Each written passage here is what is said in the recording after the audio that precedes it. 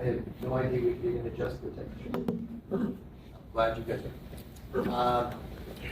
So narcissism, first of the four dark traits, and now we're going to move into psychopathy.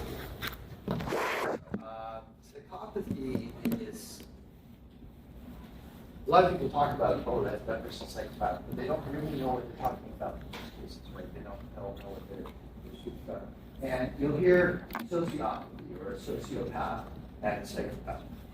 Our team has done a very deep dive into the literature on psychopathy and sociopathy.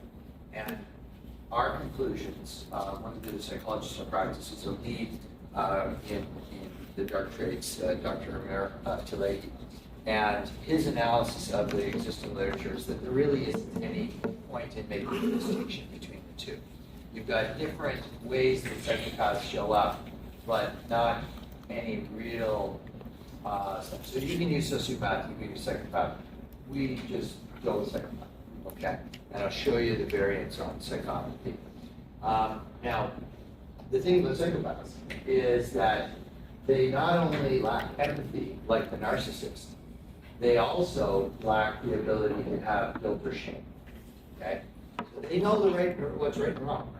And if they cause you pain, grief, if they exploit you, they have no sense of remorse or guilt for that whatsoever. Okay? It's just not within them.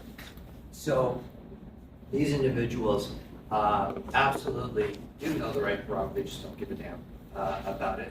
And so they think, if I can get away with something, I ought to, right? That would just be a good thing to get away with something. To do it. So they will work very hard at getting you to do their work, to manipulate you into doing their work. But it's incredible how much work they'll do to dupe you into doing their work. It's really quite funny in that way, except it's not funny because, so, you know, if there's a report due, they'll find a way to get you to do it, and then they will take the credit, right? So it's not like they're going to get you to do the work and say, hey, it was all you. No, they will take the credit. That's what they're really trying to do. All psychopaths are narcissists, but not all narcissists are psychopaths. So this is the one dimension where there's a necessary connection, okay, between them. So you can be a narcissist and not a psychopath. There's no way to be a psychopath without being a narcissist. Okay? One dimension that's interconnected that way. The hallmark of these individuals is a very strong tendency towards taking risks. They're fascinating to study, but they're chilling to study as well. Their life expectancy is somewhat lower than the general population because, let's say it's this Friday night, and you and the psychopath, not together, are walking in downtown, and you pass by a dark alleyway on your way someplace. And what you're going to do is you're going to go, oh, okay, you're going to pick up the pace, and you know, walk past that very quickly, right? The psychopath's going to be like, that's interesting, I wonder when they're going to go down here. So they will take risks. One of the greatest sources of insight into psychopathy I've come across is a man by the name of James Fallon. You might want to look him up if you're curious about this, because he is a neuroscientist who was studying serial killers and psychopathic brains. And he found out that he's not a serial killer, but he has a psychopathic brain. And he is a psychopath. Now, he's a successful neuroscientist, he's married, he has 3 kids. And he loves to talk about it. He loves the attention that it brings, but he's very funny and very engaging. And he calls himself a pro-social psychopath because he won't harm you, but he will say, you probably don't want to be my friend. And here's why. You know, you could say, hey, James, my mom just passed away, you know, the funeral's on Thursday, you know, you're going to be there? And you go, oh, yeah, I'll be there. And then he'll say, yeah, I won't be there. A funeral, that's boring and still, I don't want to do that. I'll be at a bar having fun with friends, right? So, and he says, too, you know, I'll invite you to do things as a friend, but I won't necessarily tell you how dangerous they are. So he actually, I don't know if you've heard of running with the bulls. It's a thing they do in Spain, right? Where they release bulls into the streets and people can watch, but other people get down in there and run with the bulls, and people are maimed and killed every year running with the bulls. And he's running with the bulls. And he brought 2 friends and said, hey, it'll be a blast, let's run with the bulls. And they didn't do their homework and figure out that people are actually, harmed by doing this. You've seen in movies people, in a bar fight get thrown through a plate glass window, right? It happens all the time in the movies. I've never met anybody who's actually been thrown through a plate glass window, right? He has. He's got a scar on his arm from when he was thrown through a plate glass window in a bar fight. So they don't have this language. He's probably in his 50s, maybe early 60s at this point, so he's made it so far. We have emotions that can be highs and lows, right? Psychopaths do have emotions, but they tend to be of a flatter amplitude. And so when they're doing things like going down a dark alley or running with the bulls or murdering somebody, not all of them do that, but the only reason they don't all do that is they don't want to get caught. It's not that they have shame about that. But when they're doing that, it's for the experience. They want to feel the rush. They want to feel something intense. That's what's happening. The other thing they can do is they can often be very effective at turning their emotions off. So what that means is they can, just shut down the emotions and not have any empathy, any feeling, any fear whatsoever under the circumstances. So there's a famous psychopath, there's a number from Canada, I'm afraid, one of whom was the base commander of a base that I served on, but I was not serving on that base when he was base commander. He was Colonel Russell Williams. And this guy was a successful fighter pilot and a full colonel, which is much higher than captain, which is what I was, and an incredible career, a wife, and living like the perfect, ideal, life of a Air Force officer.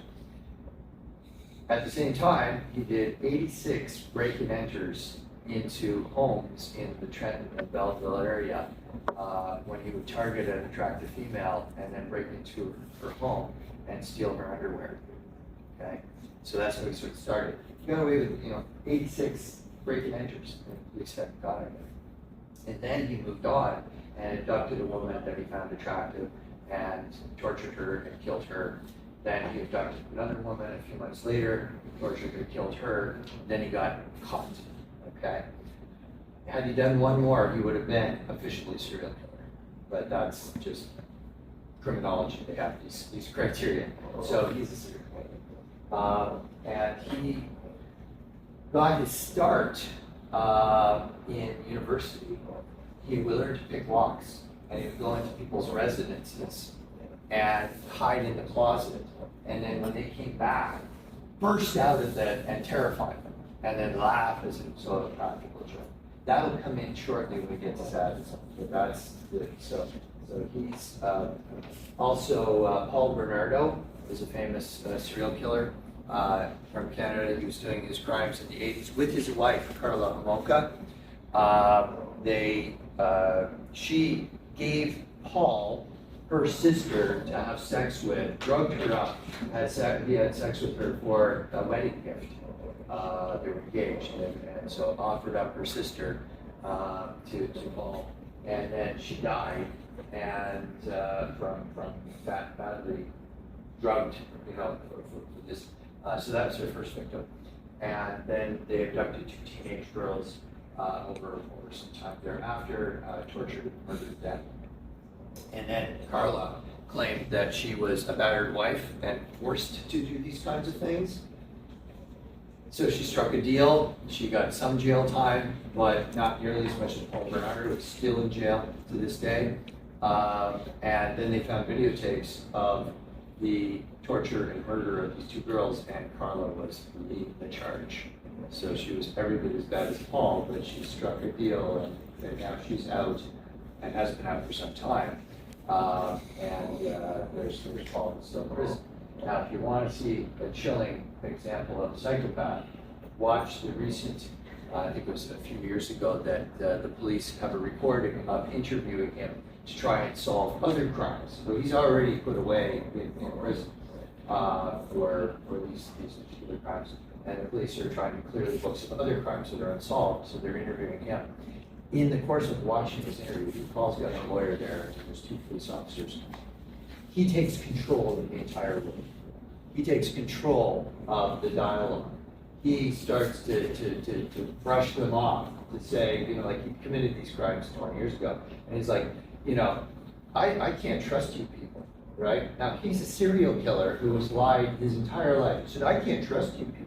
You're trying to get me to talk about things like, I have no idea what these things, I have none idea what, all that stuff that was before, that's years ago, we're past that, you guys need to treat me with more respect. He takes control of the whole thing, of course. So you can look up Paul Bernardo at his recent interview that he engaged in. Not all psychopaths are doing it. I know 5 psychopaths who, to our knowledge, have never committed a crime, but they have exploited the workplace. And I guess you could say, I think it's stolen time and money and whatnot, but not directly taking money out of the till, just manipulating people, getting a paycheck, and not doing any work. So that can be as much as you can't trust them to actually do their work. I have been taken in by a psychopath, I will say, for some time. And while that's embarrassing, Ron Hare, who is the world leader on psychopathy, another Canadian psychologist who will created the Hare psychopathy checklist. So the checklist. He says, when I'm interviewing a psychopath, and I know they're psychopath, I get taken in during that interview, and it's only during the video playback that I see all of their manipulation techniques. So if the world's renowned expert can be taken in by a psychopath, I don't feel quite as bad. But I was thinking if I wanted to work with for a while. And then we figured it out. She was getting a full paycheck and not doing the actual work. So when paired with high IQ, psychopaths can better control their impulses. This is where the variety of psychopaths come in. So most psychopaths have low impulse control, meaning that they'll seize a moment to do something, and that may be what ends up getting them caught. Okay? And by the way, we used to think that it was about 1% of the population. Now we're pretty sure it's 3%. 3 out of 100 are psychopaths. And they make up 15 to 20% of the prison population. Even more than that, it looks like of the 15 to 20% of the prison population, they're the serial and repeat offenders. So it's suggested by some analysts that they may, they're 30% of the population, they may do upwards of 70% of crimes. So back to this idea about controlling impulses. Psychopathy, we love it in the movies when, our hero is up against an evil genius. And evil genius is, it always seems like one step ahead of the superhero, and then eventually the superhero, outdoes the evil genius. Most psychopaths are not evil geniuses. Their distribution of IQ follows the general populations. So you can have some psychopaths who are really not very smart at all, some are very average, and a few who are high. And they're more effective at deceiving you, and they take a lot of delight in doing so. So that evil genius kind of thing, nobody's as good as they're written in the movies, but there are a few of those out there. Russell Williams was in his late 40s, maybe even early 50s when he was finally caught, but he'd been doing it all his life now, right? And it's horrific things. So that's psychopathy. Again, the only one that's linked to another one of the dimensions. You can't be a psychopath and not be a narcissist. Please, yes. Do you think that Bundy was an intelligent psychopath? Yes. Yeah, Ted Bundy, absolutely a psychopath, hands down. He was a serial killer. He would have a cast on his arm, it was a fake cast, and he'd be trying to put something into a van, and then, a woman would say, "Can I help you with that?"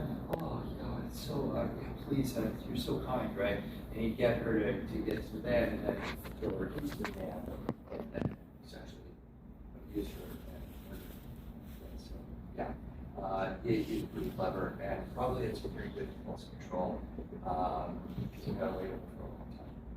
Would you agree? Because obviously you know the some of them. Yeah. The only thing that I know about that country is from when I saw his documentary on Netflix. And I feel like he was a very charming guy.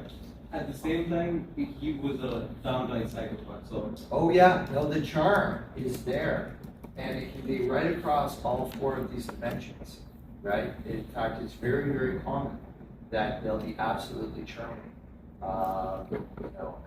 at first or when it suits them. And we're going to get into today, once we get through this stuff, their tactics. We'll see how those tactics impact. And fortunately, the range of tactics that the high conflict people use are finite.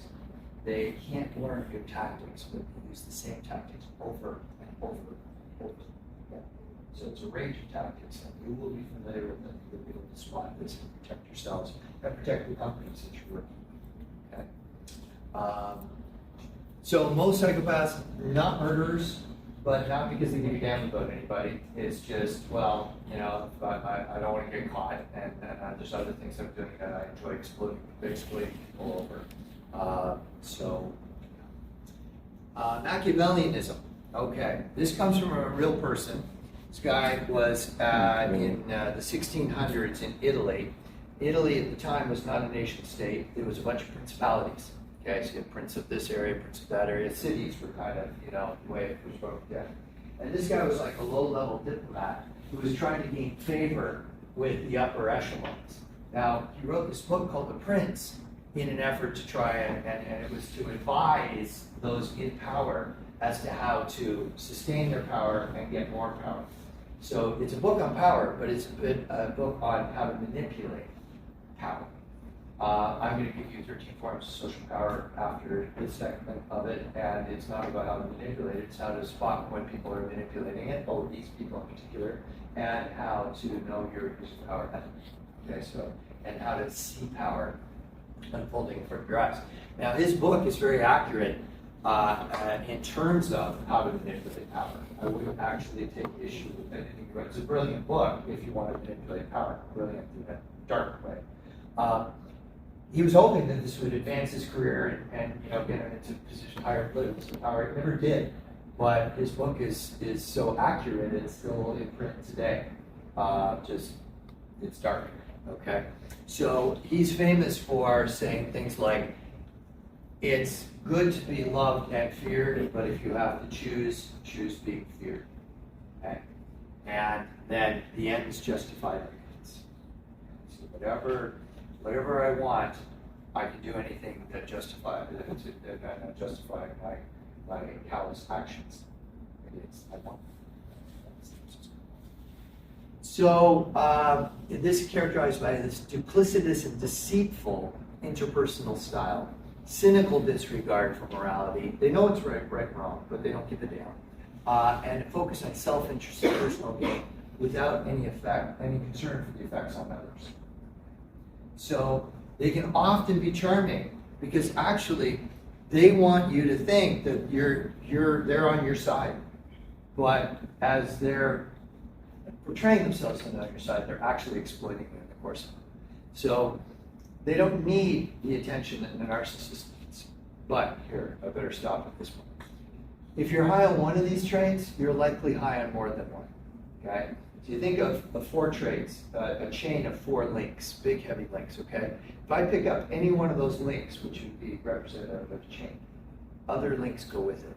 So it's very uncommon to have just one of these. There might be a primary one. They're Machiavellian, but they also have some narcissism in there, and they also, so that's how it tends to go. But it is possible that you're only high on one. I've dealt with, last year we dealt with somebody who was high Mac, and there was maybe elevated narcissism, but he didn't really want a lot of attention on himself. Now, he was a senior director in a company for 7 years, and the way he would work that is everybody would see him like twice a day, right? And he'd be moving through the halls, and he'd be like, oh yeah, hey, how you doing? How's your weekend? Oh, that's great, good stuff, and oh, good to see you, and gotta get to a meeting. Gotta take it off site, gotta go, and you can always get me on my cell phone, right? Okay. Now, he'd come through the organization twice a day like that, sometimes sit in his office, maybe twice a week. And everybody would be like, oh, well, we texted, but we couldn't get replies. Sometimes they'll pick up the phone, give us some direction or something like that. Well, he'd been doing this for 7 years, and everybody thought he was the busiest person in the organization. Well, he was busy because he wasn't in the organization. He was running a small business on the side, collecting a full paycheck from the company, and probably manipulating other people on that business on the side. Okay? But boy, he was good at giving the impression of action and orientation and let's go, and I'm on your side. But that would be the second language, right? What's that? The second one, right? Not the narcissistic. No, he was high back. Right? He was friendly and engaging, but he didn't need the attention on him. In fact, he wanted the attention away from him so that he could be out of that organization. He wasn't walking around going, you shall pay attention to me, and I am so great at meetings, and let's talk about me some more, and stuff like that. He didn't want to be around. He wanted to give the impression that he was incredibly busy doing important work for the organization. And then, when he wasn't meetings, there would be meetings that the CEO would call, he'd be there, and he would take credit for everything that everybody else was doing in his division, but had nothing to do with making it, right? So 7 years of getting a full salary, doing almost nothing, and running another business, and I guarantee you, he wasn't actually running that business either. He was manipulating other people, of course. So yeah, that's what they're doing. Now he had a somewhat higher level of narcissism, but he wasn't a full-on narcissist because that wasn't driving him. It was more, I want more money, I want more money, I want more money. Right? That was really what was driving this guy. And when we did talk to him, he would say all the right things. But interestingly, he would say all the right things because in the meeting, the boss would say, the CEO would say these certain things, and then he'd just wait a little while and then say the same things that the CEO said, right? In different words. So it was like, oh man, he's like right on board with the whole company. Well, he's just getting this for the first time from the CEO. And then he's going to wait a bit, and then he's going to say, I think the strategic direction, really, we're on the mark for that. Just heard it from the CEO. So the CEO was the one who brought us in because he was like, I think this guy is smoke and mirrors. That expression just means, trying to deceive you with a fun house of smoke and mirrors. It's like, I don't know what's going on. So it's like, I can't get a handle on this guy. But he's always busy. Oh, he's always busy. And he's a great guy to have around, because he's great for morale. He tells everybody what a great job they're doing. He doesn't know what they're doing. He has no idea what they're doing, So that individual is primarily high Mac, and he was fired. Yeah. Can we say the psychopath and the Machiavellian, they have, seems to have some similarities? You see, it's what we can say about all the dark traits is that they will always abuse power, and they'll try to get more power, and they will abuse that. Okay, that's the hands down the truth.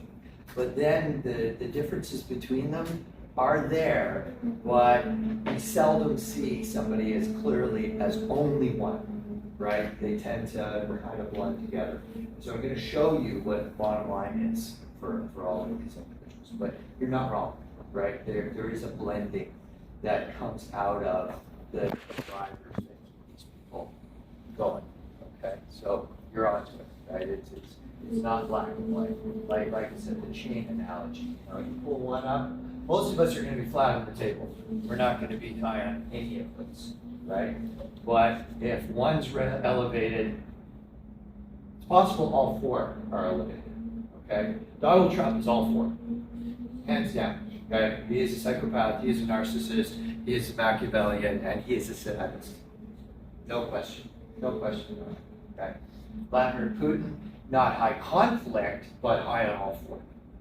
Okay, so some people don't come out as high conflict, but they're still culturally absolutely toxic, right? So there are other ways. We just don't have time to get into that.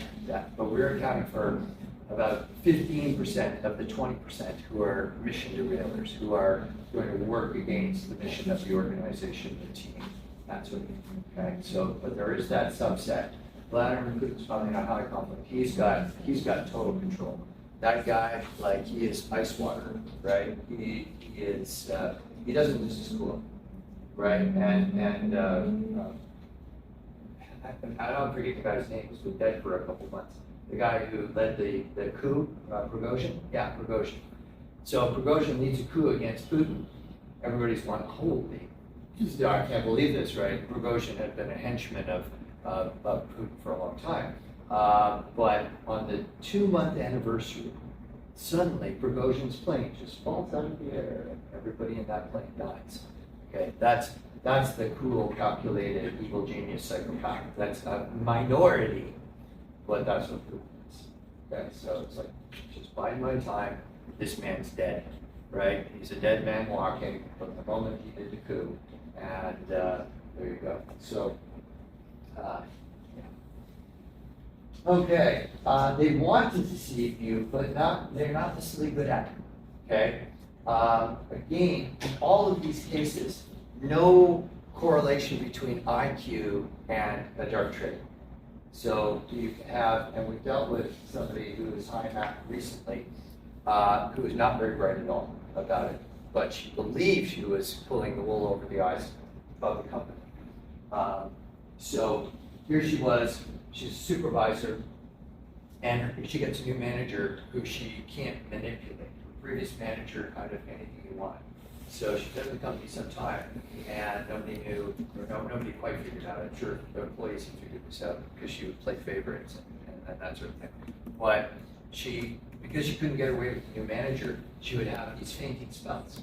So, the manager wouldn't agree with what you wanted to do or give her the shift schedule that you wanted, and so and then she collapsed, and they'd have to call the paramedics, okay? And then she'd do this multiple times, and then she went off on a stress leave for 6 weeks.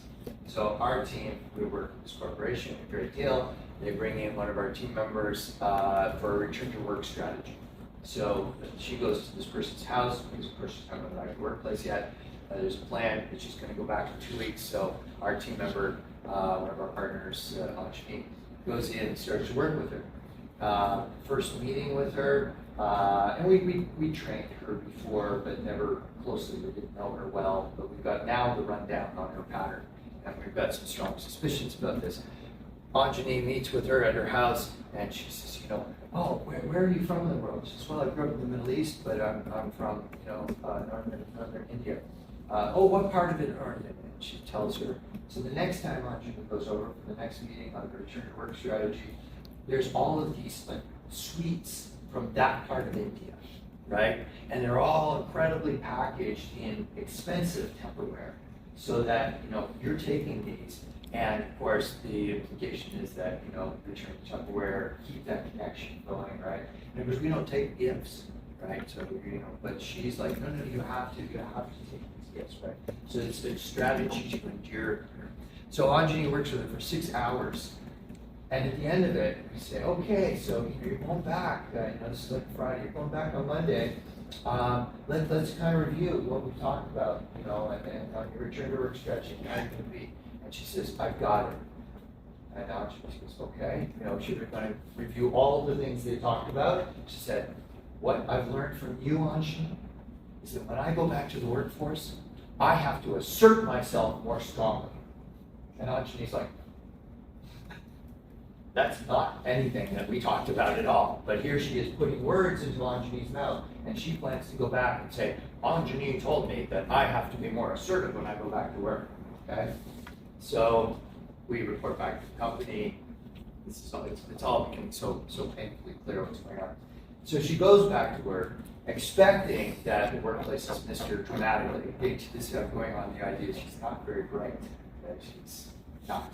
Okay, the job is a very, very menial kind of job that this corporation does. So, and she was supervisor. She goes back to work. She sees her manager. Yes, I'm back. And the manager's like, good, great. Let's get them to work. And she's upset already because he's not like, oh, we needed you so badly. Thank God you're back. So she's not getting it. She was expecting that, the place wasn't functioning without her there, and it was just fine. So the next day she comes in with her sister, who's also an employee, not a supervisor, and they go up to the HR, director, and she stands in front of the desk and puts down this resignation, right? Puts down the resignation, and then her sister puts down her resignation. They stand there, and the HR director goes, okay, thank you. We'll have somebody else here into your law person. You can get your stuff. And they're like, right? Because they're thinking, what are they thinking? Yeah, no, oh my gosh, no, we can't get along without you here, right? But we're working the organization, and we've given them all this, and they're like, the minute they get that, okay, thank you very much. And they're dumbfounded. So the two of them have put themselves out of work, expecting that the company is going to discipline the manager because the manager doesn't let her have her way, right? Didn't happen. She was out of the job, okay? So not a good strategy, right? She misread and misread those dynamics, and the company just saying, thank you very much, and we'll walk you to your lockers and get your stuff. So there's no IQ correlation, nor theory of mind. Theory of mind is something that we all develop to one degree or another. It's really the foundations of emotional and social intelligence. And so theory of mind is, as I'm talking to you, I'm having some kind of idea about how you're going to respond to what I'm saying. And if you've got a good theory of mind, I'm pretty good, if I know you, understanding that, yeah, what I'm saying, you're going to receive the way I intended. But if you have poor theory of mind, like she did, oh, the HR director's going to beg us to stay, and the HR director says, thank you very much. Off you go. So low theory of mind, low IQ. So just because somebody's manipulative doesn't mean they're good at it. So yeah, that's and the last of the dark trades, this is the newest one. So we said the dark tetrad. I'm going to try it. Sorry, just try it now. Dark tetrad. Is Sade. And this comes from this guy, Marquis de Sade, who back in France in, I think it was the 1700s, I get up my dates wrong, he was the son of a nobleman, had a minor title, and he would abduct women, sometimes servants, torture them, and often kill them. And then he'd write about it. He has these books out there about his torture and his views, right? One must do violence to the object of one's desire, a woman, right? When it surrenders, the pleasure is great. So this is all about deriving pleasure from inflicting pain, psychological or physical. That's what this is about, okay? So they're not using harm as a means to an end. Psychopaths will use as a means to an end, but if they're sadist, they'll just enjoy it too. I know a psychopath who doesn't enjoy inflicting pain, but he has inflicted tons of pain, which is part of organized crime. I didn't know about it through her work. So he's part of organized crime. He's had people eaten out and punished and that kind of thing. But it's only to send a message. It has a means to that end, right? He doesn't actually take pleasure. I know he doesn't take pleasure in it, but it doesn't bother him. Right? It's just a tactic, right? Like offering somebody a raise to motivate them or something like that. Well, have them beat up, teach you a lesson. Do that. So the harm is the end in itself for the sadist. Now, it fortunately is more difficult today to abduct people than it might have been in the past. So sadists have not given up being sadistic. They will get into psychological pain, and they will be the ones that are trying to manipulate things so well. I might go to you and say, well, she says a bunch. And then I go to you. Okay. And then the two of you go at it, and I, the sadist, just sit back and go. What a great day, right? That feels really good to me. So they'll pull that stuff off, or they'll hide it behind practical jokes. And that Russell Williams guy, I think I told you, I break into pull these practical jokes that terrify people. Laugh about it, okay? So they like to play puppet master.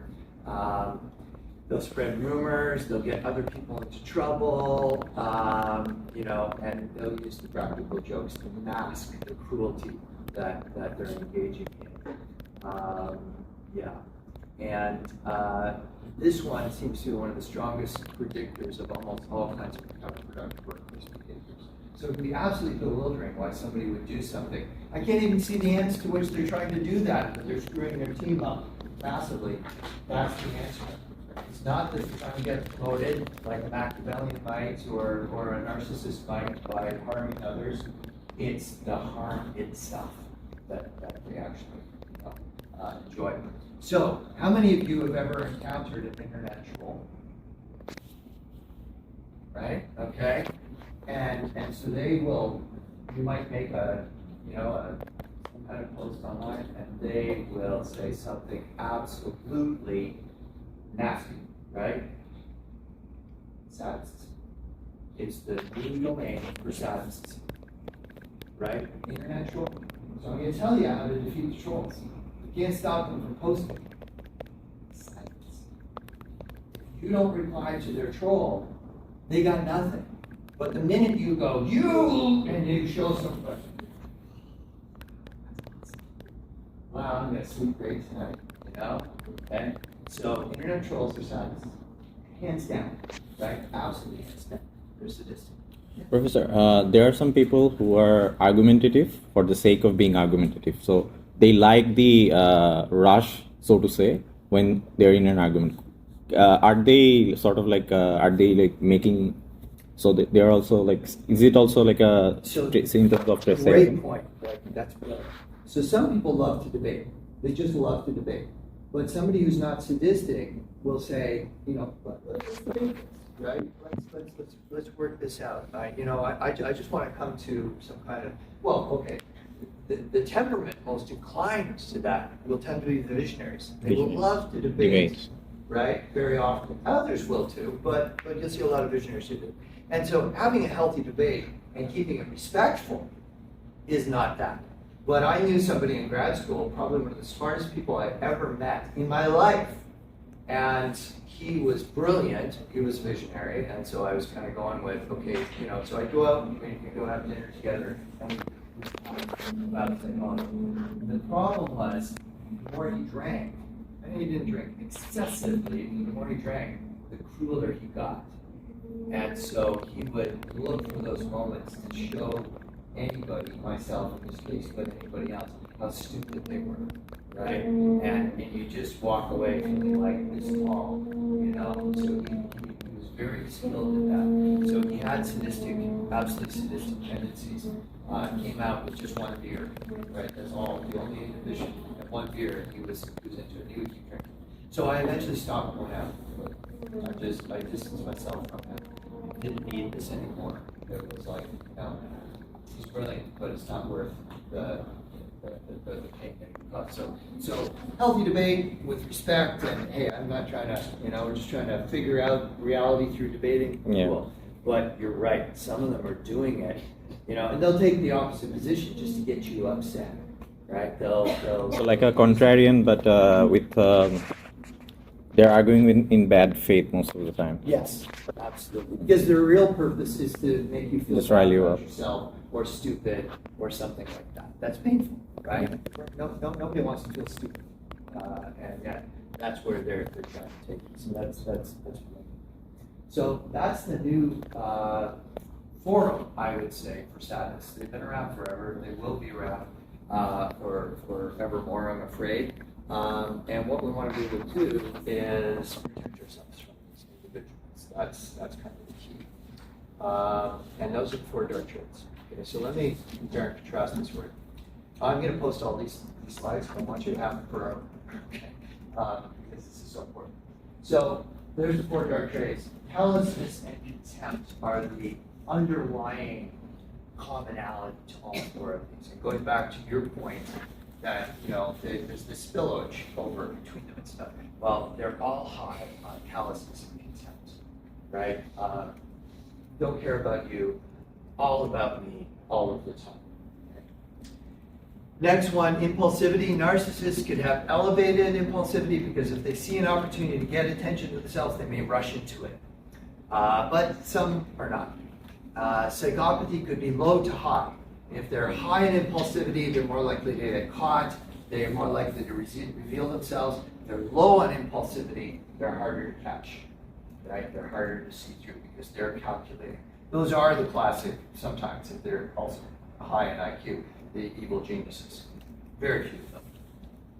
Manipulation, elevated to high for narcissists, high on Machiavellianism, psychopathy, and elevated to high on sadism. Now, some sadists, we'll see shortly, can be passive sadists, where they just like to watch people suffer, but they don't really do anything to cause it. And so I have a friend of mine who's a firefighter, and he is repelled by his colleagues.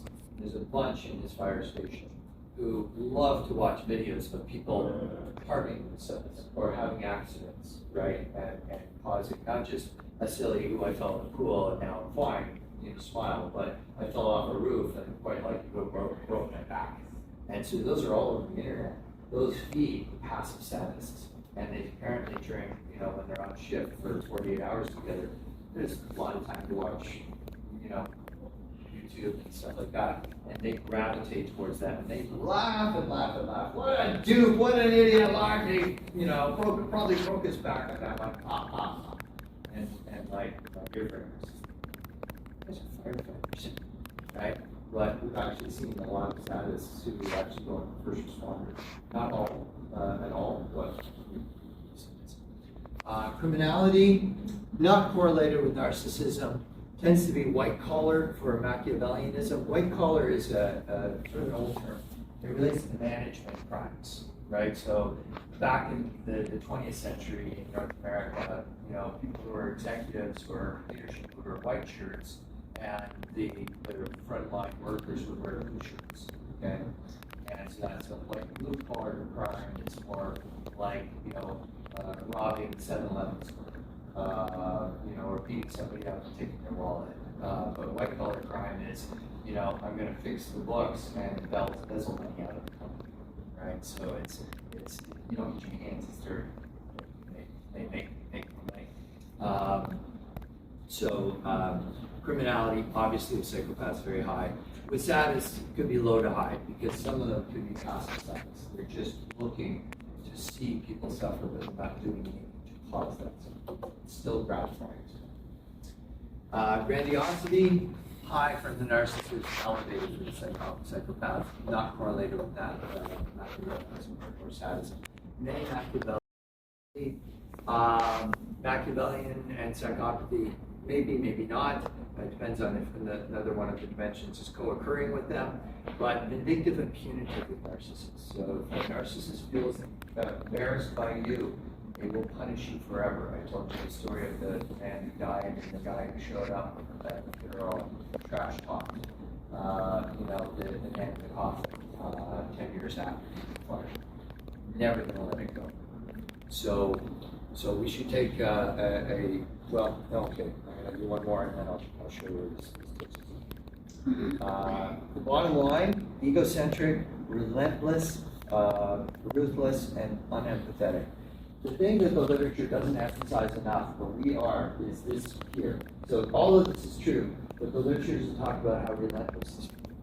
They will use their tactics, and we're going to talk about when we come back, endlessly. And they won't let it go. They just go and go and go. So that Machiavellian person they got fired from the workplace was doing all that, smoking your stuff, probably out there in the world, still doing the same kind of thing. And if they're allowed to do it in that corporation, further, they still absolutely would. So they're really driven by this. The reason for that is because they're trying to fulfill a needs injury. They've got a mental health thing that's underlying this, that's been formed into a trait, full-blown trait.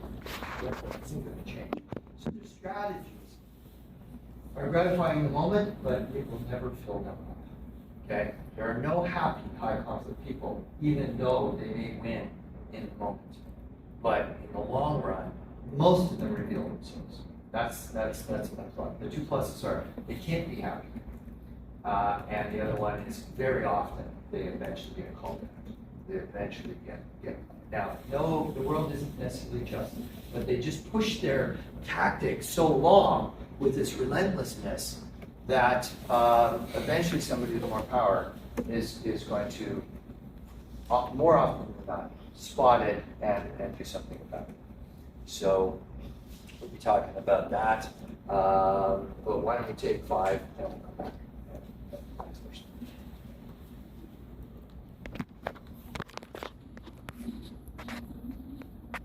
There's a little more to go. So this is so dispositional episodic, built in, but only periodic.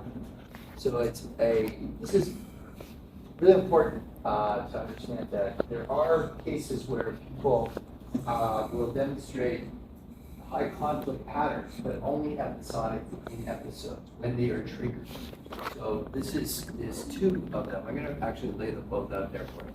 The colorful personality, which is a less severe version of the histrionic disorder, and the excitable personality, which is a less severe version of borderline personality. So these individuals, I had a former MBA student who identified with the class, because they all were going through as a cohort, they knew each other really well, and I knew them. As we did this, he went, "That's me, I'm colorful." So there are times, and now he is very engaging and funny and witty and everything, and normally he would be funny, but every now and then he would need to kind of bring all the attention of the class onto him, kind of get into that triggered state where he'd need that attention. But most of the time he wasn't like that. So this is the 2 variants that we see. There's no episodic psychopath, right? They're just psychopath. Okay. But these 2 personality disorders can have sort of less severe versions of them. And so they are attention seeking, but only when triggered. And we're working with a COO who is excitable.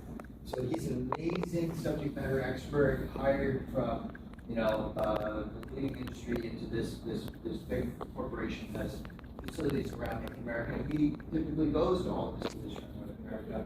I'll call him Ben. And he's fantastic. I've had dinner with him a number of times. He's jovial and kind and considerate, absolutely to these things. But every now and then, he gets triggered. The last 5 years, it's been 6 times where he's been triggered in the workplace. And the first one sent an absolute chill throughout the whole corporation. So initially, it was like, "Hey, Ben's coming. That's fantastic. He always comes and he tells us what a great job we're doing and he helps us get better at it and all the rest." But then he'd have events. And in one of these events, he was in a production room. So this is a facility that produces product. And there's a table with a bunch of parts on it that were sub-quality, substandard, right? And he goes in and he takes the clipboard off the wall to the production room, and he comes in and goes, "This is effing BS! This is crap!" And he grabs an employee by the arm.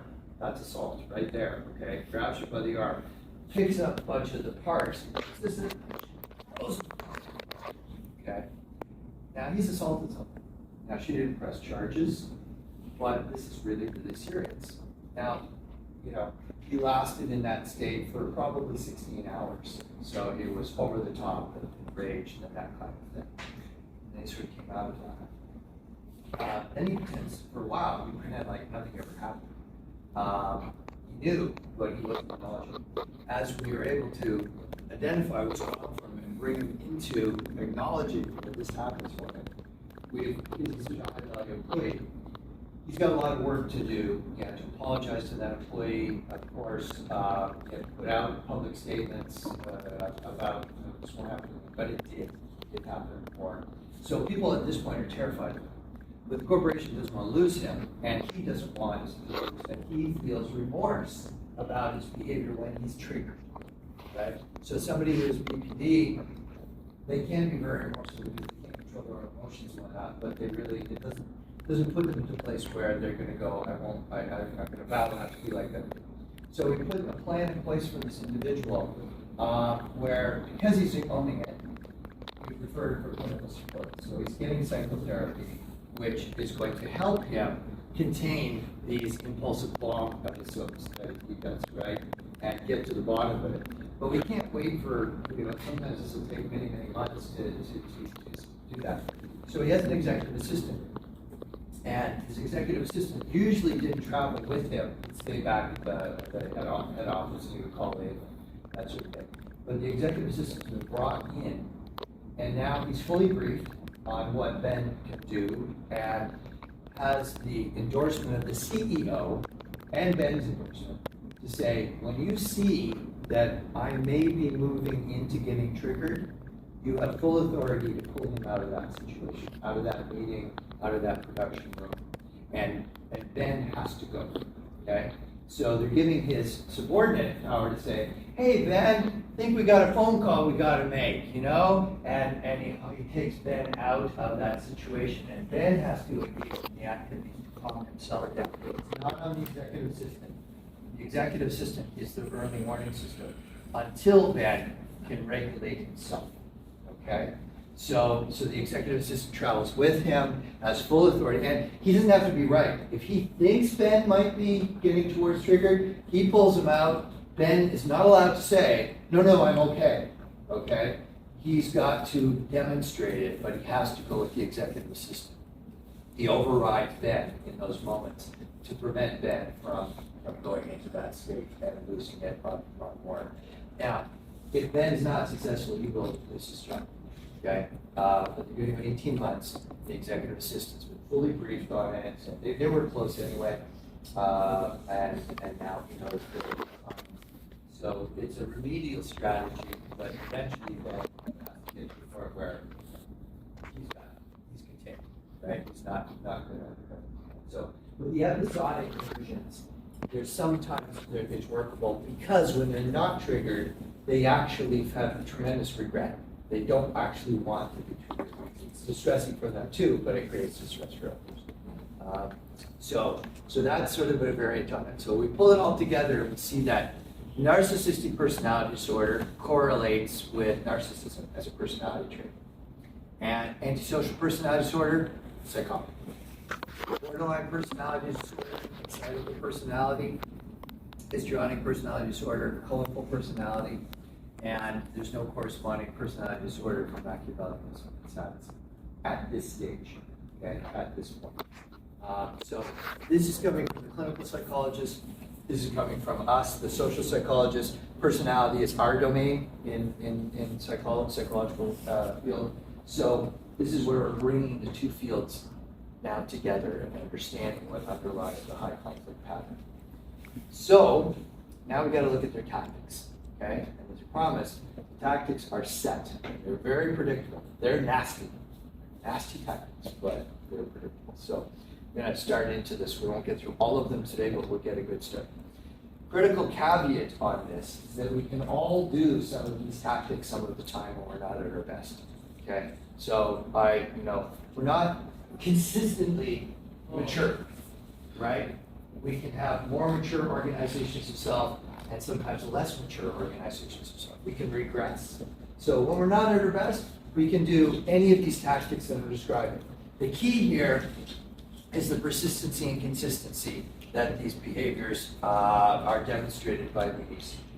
Okay? So you know what underlying it, but here are the tactics that are universally used. It's like they're all working from the same playbook, but it hasn't been written.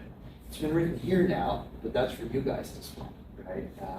So they do it without a playbook. And they're doing it across all facets of life. So sometimes people, if we don't do this caveat, people will think, oh, gee, I've done that one before, maybe I'm high conflict. The other thing is, if you're worried about being high conflict, you're probably not high conflict. Okay? Because the high conflict people, they're not worried about it, right? Hey, the way I am, fully justified. It's all you idiots out there, right? So if you're ever worried, maybe I have one of these traits and stuff, if you're worried, you don't have it. That's one of the best ways, yeah. So, first one that we'll look at is targets of blame. So they persistently identify people that they can take their internalized negative emotions out on. And so they're projecting onto other people anything negative about themselves. So they reject and deflect any form of responsibility for the conflicts that they're creating because it's all you. And you deserve to be the target. They can have lots of targets of blame across different facets of their life. And the targets can shift over time. I mentioned that my grandmother was a high conflict individual, and she would have the favorite child or favorite children, and she would play off the children against each other until they caught on and said, "We're not going to play this game anymore." But they weren't to their adulthood period before they actually were able to understand this. So their target of blame would be this child, or this child, or this child, and it would shift. The main function of targets of blame is for their user to manipulate other people's sense of reality in order to make themselves look entirely reasonable. And it's all on this person or this team or this executive or whomever. So it's all them, it's not me. They can have permanent targets of blame. So an narcissist who's been offended by one person could forevermore want to punish them. And Donald Trump and Dick Cheney, when Cheney had passed away, he was slamming Dick Cheney because Cheney had embarrassed Donald Trump. He hadn't actually, Donald Trump embarrassed himself by criticizing Dick Cheney earlier in his career. So you can be a permanent target, you could be a temporary target, and it's a moving kind of shooting gallery for the attacks. So that's a big one. The next one comes, I got to explain this a little bit. So there's this old movie called The Wizard of Oz. Anybody ever, okay, some of you, it was done in the 1930s. It's been terrifying children for generations because there's a wicked witch. It's supposed to be a kid's movie. It's a wicked witch, and she has these flying monkeys that to do her bidding. So when she wants to punish them, she releases the flying monkeys, and there's swarms of flying monkeys. It's terrifying. You can tell I was traumatized by that as a child. Right? So the next one is the flying monkeys, but the technical term is the negative advocate. What they'll do is they will dupe people, or people will voluntarily join the high conflict person to do their bidding, right? So they'll foster relationships with people, and sometimes you won't know that they're manipulating you, and sometimes you'll go, "Oh, this is," well, you won't, but other people, sadists, for instance, will love to be in the orbit of the high conflict people because the high conflict person creates, awful events in the workplace or in families, wherever, and the sadists just like to hang out with that and participate in it or at least watch it. So most bullies have a set of sub-bullies, and they'll sometimes call them, negative advocates, flying monkeys. Toadies is another term for those individuals. And so they're willingly there, and they bolster the bully, right? And they support the bully, and they taunt with the bully, and they join in. But some negative advocates don't know that they're negative advocates. They're just literally being manipulated to support the agenda of the high conflict person. So this allows them to avoid confronting the negative behaviors that they're engaged in because other people say, "Yes, you're right. You're deserving. You should do this kind of thing," and they're deserving of your score, your punishment, what have you. So some folks willingly join them and participate in attacking the target of blame. They'll take the side of the HCP and participate in the accusations and the rumor mongering, and do all kinds of things to support these attacks. They'll typically appear fiercely loyal to their negative advocates, but as I said earlier, they have no ability to have loyal relationships. Right? They'll demand loyalty, but they will not give it back to you, ever. Right? So what will happen is the way you can be discarded if you're a flying monkey is you have to remain totally loyal to them and never question them, okay? Because if you do, you come out of a situation and you just browbeat and intimidated somebody in a meeting, and one of those negative advocates who was participating with you then, you go out and they go, "Hey, maybe we were a little harsh on that one. You're done." Oh, you're done. Like now you're the target of blame, right? So you'll be discarded at that point. You don't question. Or you can be discarded if you are no longer useful. Okay, because there's no loyalty, right? But no loyalty. So you'll be discarded, ignored, because you're no longer. The person gets a promotion, they don't need you anymore. You're not counted with them, and unfortunately, folks get promoted. So that's what's going on with the flying monkeys and negative advocates. Just to give you an example of somebody who was duped into being a negative advocate when they had no intention of doing that.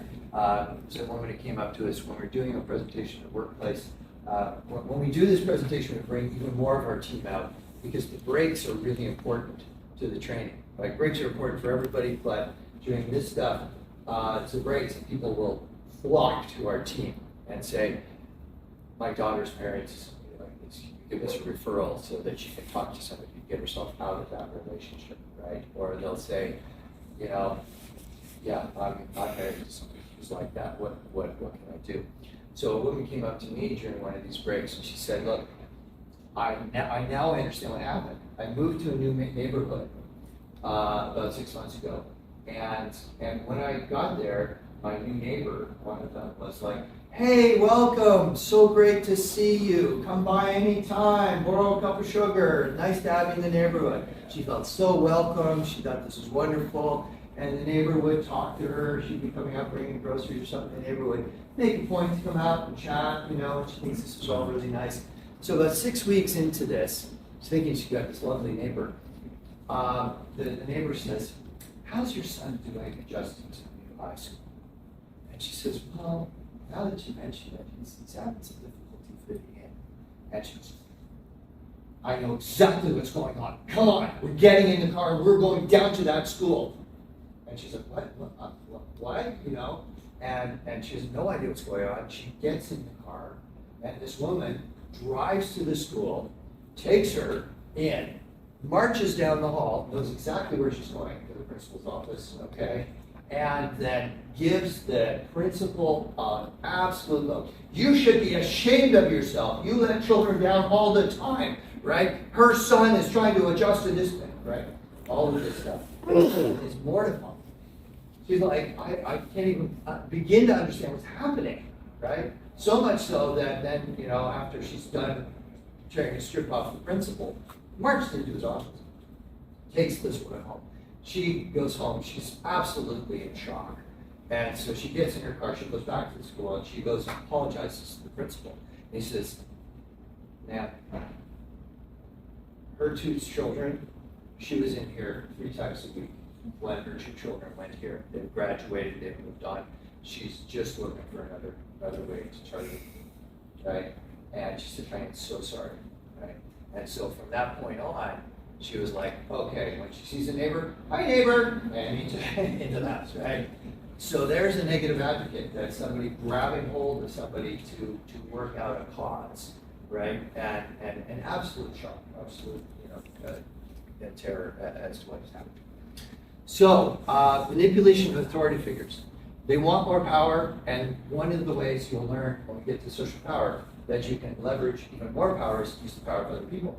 So they want to use authority figures. So they will use to vilify their targets of blame physicians and psychologists and social workers and clerics and child protection workers, children aid, police, lawyers, judges, union representatives.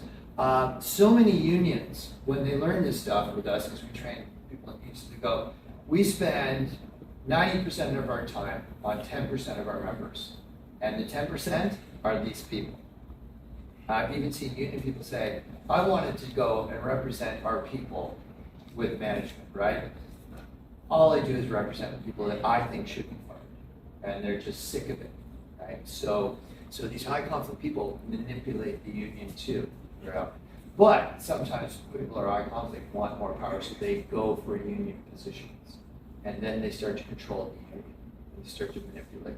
We have one instance where a union leader is absolutely skimming dollars out of the union through fake expense reports and stuff like that.